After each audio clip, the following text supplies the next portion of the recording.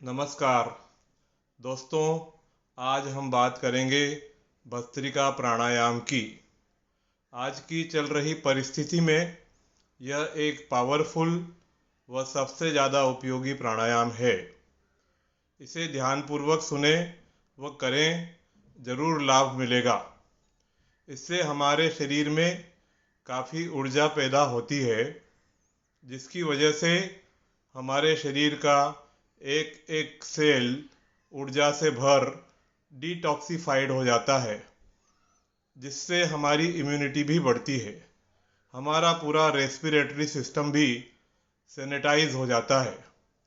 भस्त्रिका शब्द संस्कृत भाषा से लिया गया है, जिसका अर्थ धोकनी होता है। इस प्राणायाम को लुहार की धोकनी की प्रक्रिया की तरह किया जाता है, इसीलिए इसे भस्त्रिका प्राणायाम कहते हैं।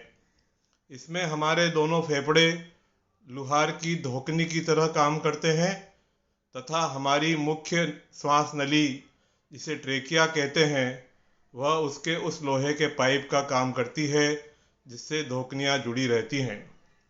यह एक प्राणायाम न होकर शुद्धिकरण क्रिया होती है। अतः जब भी हम प्राणायाम का अभ्यास आरंभ करते हैं तो इसे सबसे पहले किया जाता है, ताकि अन्य प्राणायाम करने के पहले शरीर के अंदर की गंदगी दूर हो जाए और वह एकदम शुद्ध हो, ताजगी से भर जाए। भस्त्रिका प्राणायाम करने के लिए सबसे पहले आप वज्रासन या पद्मासन में या फिर किसी भी कंफर्टेबल आसन में, किसी भी कुचालक आसन पर बैठ जाइए, ताकि यौगिक क्रिया करते समय उत्पन्न होने वाली ऊर्जा जमीन में न जा सके। अपनी हथेलियों को घुटनों पर रख आंखें बंद कर बैठ जाएं। चूंकि यह एक शुद्धिकरण क्रिया है, अतः किसी ध्यान मुद्रा में बैठना जरूरी नहीं होता। पीठ व सिर पूरे समय एकदम सीधा रखना चाहिए, उसे हिलाते नहीं रहना चाहिए। चेहरा एकदम शांत होना चाहिए। यह क्रिया हम एब्डामिनोथोरेसिक पद्धति से करते हैं, ताकि हमारे लंग्स पूरी तरह प्राणवायु से भर सकें। इस क्रिया में चूंकि श्वास लेना व छोड़ना दोनों ही तीव्र गति से होता है, अतः इसमें दोनों ही समय एक हिसिंग साउंड आती है तथा दोनों ही समय इसमें हमें डायफ्राम के अतिरिक्त हमारी रेस्पिरेटरी मसल्स को भी पूरी तरह से काम में लेना होता है। नॉर्मली हम श्वास में 500 ml हवा लेते हैं व 500 ml हवा ही छोड़ते हैं, किंतु जब हम भस्त्रिका में फोर्सफुली गहरी सांस लेते हैं तो 3800 ml तक हवा फेफड़ों में भर सकते हैं, तथा जब हम फोर्सफुली गहरी सांस भरकर फिर फोर्सफुली ही उसे छोड़ते हैं तो 4800 ml तक हवा बाहर निकाल सकते हैं। भस्त्रिका प्राणायाम में हमारे श्वास प्रश्वास दोनों ही तीव्र वेग से होते हैं, जिसकी वजह से शरीर के अंदर की अशुद्धियाँ व नकारात्मकता वैसे ही दूर हो, एकदम शुद्ध हो जाते हैं। जैसे कि धोकनी का मुंह बंद कर उसे दबाने से तेज गति से निकलने वाली हवा सुषुप्त पड़ी अग्नि को पुनः प्रज्वलित कर देती है, तथा लुहार इस तेज हुई अग्नि की उष्णता से लोहे को तपा उसकी अशुद्धियां दूर करने और उसे आकार देने की प्रक्रिया करता है। इसी वजह से हमारी तीनों नाड़ियां व सुषुप्त अवस्था में पड़े हमारे सभी चक्र भी स्पंदित हो, जागृत होने लगते हैं।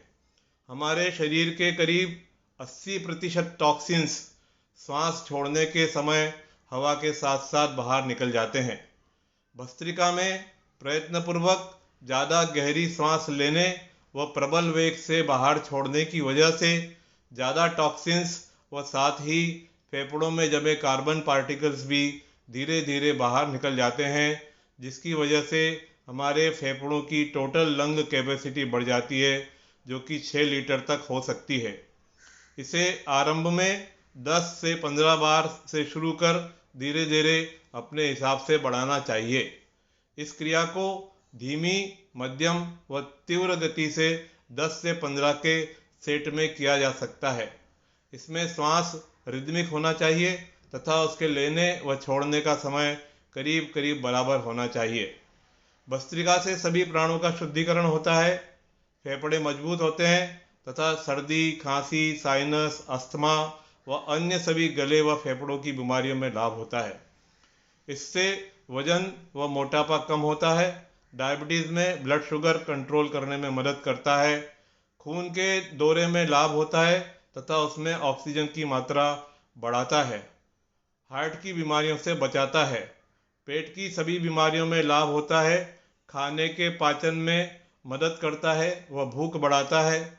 सोचने की क्रिया को नियंत्रित कर एकाग्रता, ध्यान व मन की शांति बढ़ाने में मदद करता है। मानसिक दबाव, अवसाद व माइग्रेन की तकलीफों में लाभ होता है। बेचैनी कम कर उत्साह बढ़ाता है। शरीर व मन शांत हो जाते हैं तथा ध्यान बढ़ता है। जोड़ों की तकलीफों में लाभ होता है। क्योंकि इसमें श्वास छोड़ते समय एक्सपीरेटरी मसल्स काम में आती हैं, जिसकी वजह से हार्ट पर दबाव पड़ता है। अतः जिन्हें ब्लड प्रेशर या हार्ट की कोई भी तकलीफ हो, उन्हें यह प्राणायाम डॉक्टर की सलाह के बिना नहीं करना चाहिए।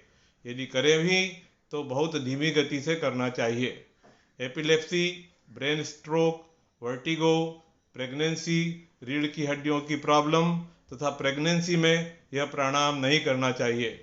इसके अलावा पेट, फेफड़े या अन्य कोई भी बीमारी में जिसमें डॉक्टर इसे करने के लिए मना करे, नहीं करना चाहिए। आज बस इतना ही। धन्यवाद।